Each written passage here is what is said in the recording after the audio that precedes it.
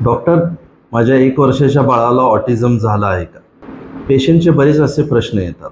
नमस्कार, मी doctor Mahesh Sale, Aditya rainbow super speciality children's hospital येथे मी मुलांचा मेंदूविकार तज्ज्ञ म्हणून काम करत आहे. ऑटिझम किंवा स्वमग्नता हा थोडा वाढत चाललेला मुद्दा आहे. ऑटिझम किंवा स्वमग्नता म्हणजे काय? की ही मुलं स्वतःमध्ये मग्न राहतात.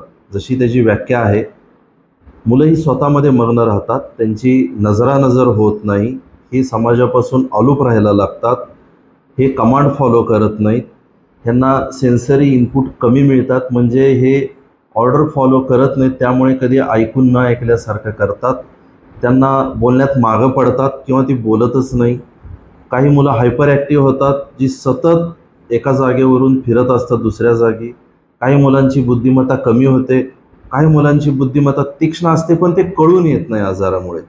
ह्यालाच ऑटिझम म्हणायचं. ऑटिझम म्हणजे हा एक कॉम्प्लेक्स डिसऑर्डर आहे, ज्यामध्ये डेव्हलपमेंट, ज्यामध्ये सायकॉलॉजी, ज्यामध्ये सायकॅट्री, ज्यामध्ये सामाजिक ही लक्षणं मुलाला उद्भवतात. 1 वर्षाच्या मुलाला ऑटिझम होऊ शकते का? तर हो, होऊ शकते. ऑटिझम हे 1 वर्ष किंवा त्याच्यानंतर लक्षणं दाखवतात.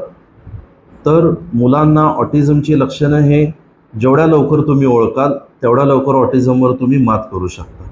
ऑटिझम हा कॉम्प्लेक्स डिसऑर्डर असल्यामुळे हा एकट्याचं निदान करण्याचं योग्य नाही. ह्यासाठी टीमवर्कची गरज असते. त्यामुळे ही टीमवर्क कोण आहे?